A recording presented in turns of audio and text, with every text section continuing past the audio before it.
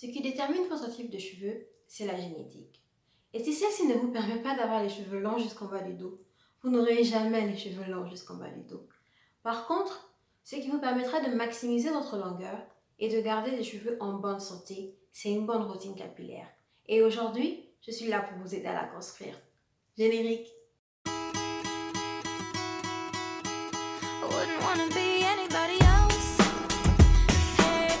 Hello everyone, bienvenue sur ma chaîne.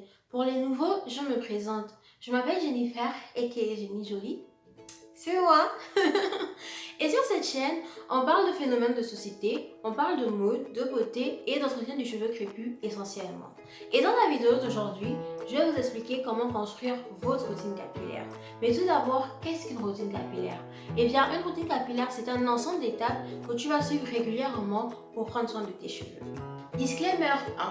Tu n'as pas à suivre la même routine capillaire toutes les semaines du mois. Tu peux faire une seule fois dans le mois, voire deux, une routine capillaire complète et les restes de fois au milieu du mois où tes cheveux ont besoin d'un petit brin d'hydratation en plus, faire une routine minimale. Disclaimer 2. Vous n'avez pas à suivre la routine complète que je vais vous montrer aujourd'hui parfaitement. En fait, là, c'est le modèle idéal de la routine capillaire. Vous pouvez l'adapter à votre convenance selon votre temps libre, selon vos capacités, voilà. Parce que ça ne sert à rien de vous décider à réaliser une routine que vous n'allez pas tenir sur le long terme. Ça va se révéler contre-productif et c'est pas du tout ce qu'on veut. Disclaimer 3. Faites votre routine capillaire un jour où vous êtes motivé à la faire parce que le wash day, quand on est nappy, ça peut très vite devenir fastidieux. Alors faites ça quand vous avez du temps libre déjà et surtout quand vous êtes dans un bon mood. Et pour vous mettre dans l'ambiance, vous pouvez mettre un livre audio, une prédication, un podcast, ce que vous voulez. Mettez-vous juste dans une ambiance qui vous permettra de prendre le temps de bien faire les choses parce que voilà, on veut prendre plaisir à prendre soin de ses cheveux. On ne veut pas que ce soit le jour que l'on déteste dans la semaine ou dans le mois. Maintenant qu'on a précisé tout ça, on peut passer aux véritables étapes de la routine capillaire. La routine capillaire complète se compose de, on va dire, 5 étapes. Nous avons tout d'abord le soin avant shampoing, aussi appelé pré-pou. Ensuite, nous avons le shampoing, le démêlant, le masque, aussi appelé soin profond. Ensuite vient l'étape de l'hydratation et du scellage. Commençons tout d'abord par l'étape du soin avant shampoing. Dans cette catégorie, moi je range les bains d'huile et les masques fait maison. Intéressons-nous d'abord au bain d'huile. Un bain d'huile en fait c'est un soin qu'on va faire pour gainer le cheveu. Le cheveu crépus est naturellement sec. Le sébum que produit notre tête, on va dire ça comme ça, ne s'écoule pas facilement sur nos longueurs à cause de notre type de cheveux qui est voilà, souvent en Z, souvent en zigzag. Bref, à cause de la forme de nos cheveux, le sébum ne s'écoule pas naturellement dessus. Du coup, on a le cheveu sec. C'est notre nature de cheveux. Voilà. Maintenant, pour combler cette sécheresse, les chaussettes de l'archiduchesse sont sèches et archi-sèches.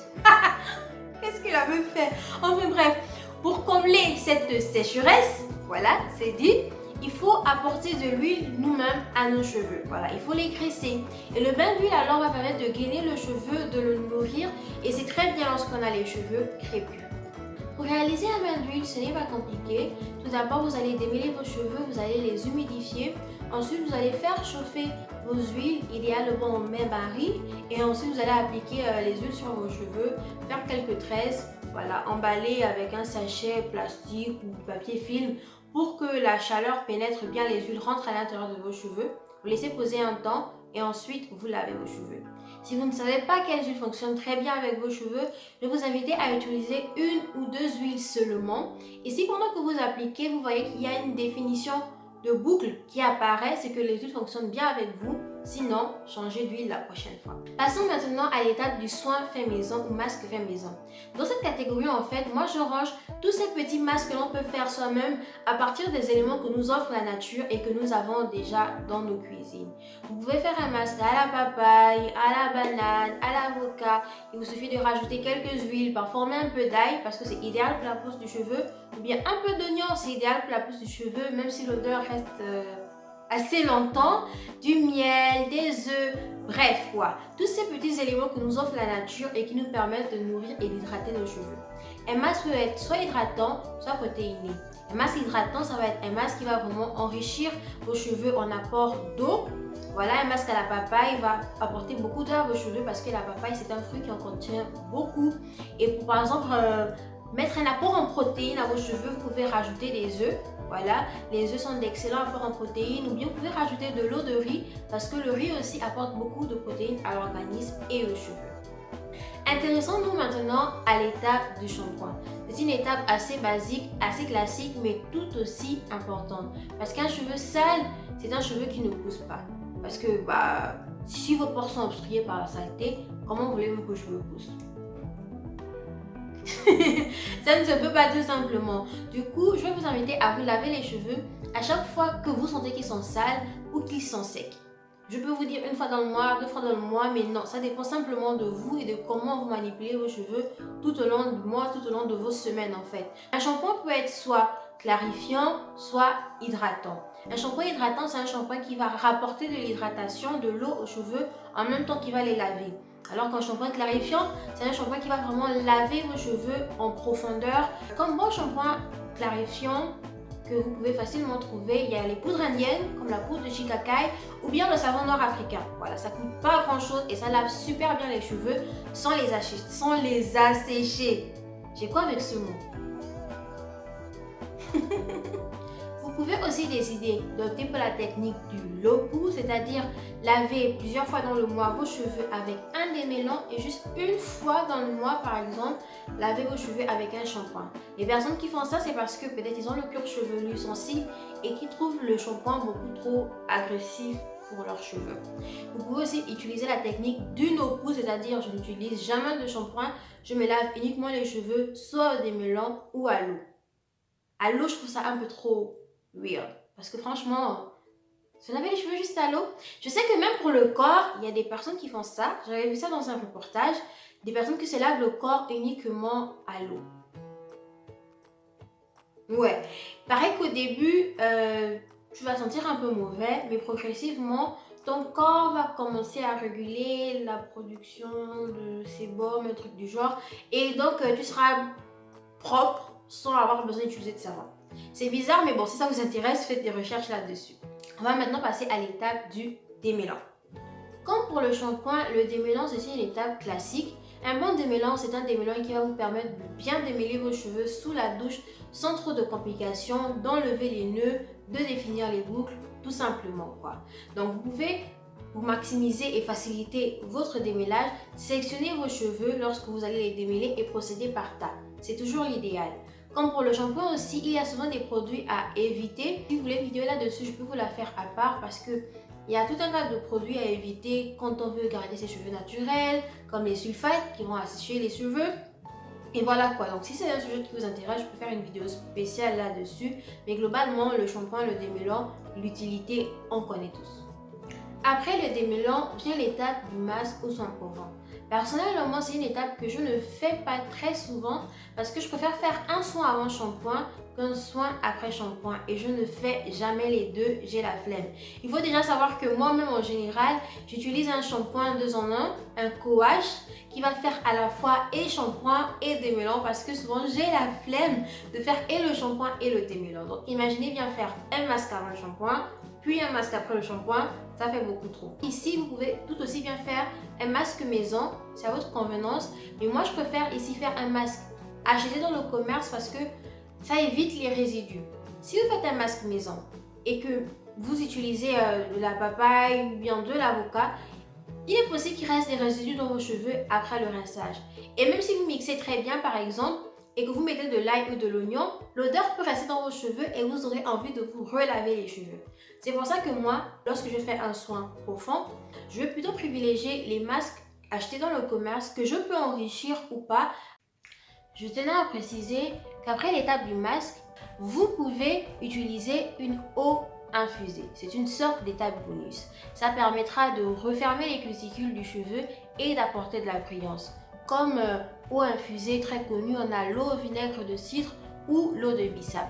Si ce sujet vous intéresse, mentionnez-le en commentaire et je ferai une vidéo là-dessus. Passons enfin à mon étape préférée qui est celle de l'hydratation et du scellage. Tout d'abord, l'étape de l'hydratation. Donc ici, je vais vous inviter à vous réhumidifier légèrement les cheveux, même avec un peu d'eau, ça suffit amplement. Ensuite, utilisez soit un lait capillaire ou leave-in ou une crème capillaire ça vient généralement en pot, comme les Curl and Non-Tint Smoothie. Si vous avez les cheveux moins denses, moins épais, un lait capillaire peut être suffisant pour hydrater vos cheveux. Mais si vous avez les cheveux beaucoup plus denses, beaucoup plus crépus comme moi par exemple, je vais vous inviter à vous tourner vers une crème capillaire en pot. Ça va apporter une plus grande dose d'hydratation à vos cheveux. Le même principe s'applique au moment du scellage.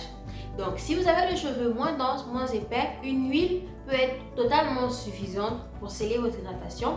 Mais si vous avez les cheveux beaucoup plus épais, je vais vous inviter à utiliser un beurre comme le beurre de karité, comme le beurre de mangue ou le beurre de cacao. Il existe plusieurs méthodes d'hydratation. Celle que j'utilise, c'est la LCB méthode. Le L est placé pour liquide, je ne sais pas comment le dire en anglais, donc liquide. Le C est placé pour cream, donc crème, et le B pour butter, donc beurre. Autre méthode d'hydratation intéressante, c'est la LCO méthode. Là, le beurre est remplacé par de l'huile, comme je l'ai expliqué tantôt, pour les personnes qui ont les cheveux moins épais. Autre méthode d'hydratation, nous avons la LOC méthode.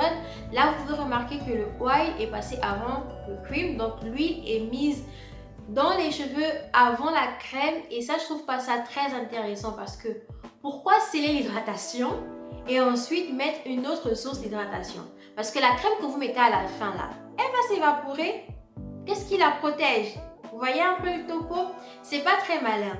Si on scelle l'hydratation dans nos cheveux, c'est pour éviter que une fois secs, nos cheveux ne deviennent durs.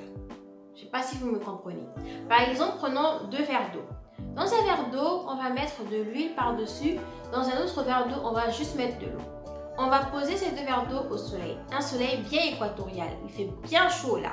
Donc vous revenez quelques heures plus tard, vous allez constater que le verre d'eau où il y a de l'huile par-dessus, l'eau ne se sera pas vraiment évaporée. Alors que le verre d'eau où il n'y a rien par-dessus, l'eau se sera beaucoup plus évaporée. Pourquoi? C'est parce que l'huile en fait dans l'aide des 2 verres d'eau va sceller l'eau à l'intérieur. Elle va empêcher que l'eau ne sorte facilement et c'est ce qu'on veut. Nos cheveux crépus sont naturellement secs. Alors quand on va mettre de la crème à cheveux ou de l'eau, on veut que cette hydratation reste longtemps. Du coup, on scelle avec une huile ou un beurre. Il m'est déjà arrivé, alors que j'avais plus de crème à cheveux, d'avoir simplement mis de l'eau dans mes cheveux, puis du beurre de karité. J'ai fait mes petites tresses et ensuite j'ai détaché comme mes cheveux étaient secs et mon afro était bien doux, bien malléable. Si vous n'avez pas de crème à cheveux, vous pouvez tout aussi bien... Attendez, j'arrange mon afro. Donc, si vous n'avez pas de crème à cheveux, vous pouvez tout aussi bien simplement utiliser de l'eau, mettre votre huile, ou votre beurre, presser, laisser sécher, détacher et vos cheveux seront bien malléables. En fait, c'est le principe qu'il faut appliquer et pas des produits clés. J'espère que vous m'avez bien compris. Nous sommes arrivés au terme de cette vidéo. Si ce contenu vous a plu, n'oubliez pas de mettre un like. Si vous avez des questions, des trucs que vous n'avez pas bien compris, mettez-le en commentaire, je vais y répondre.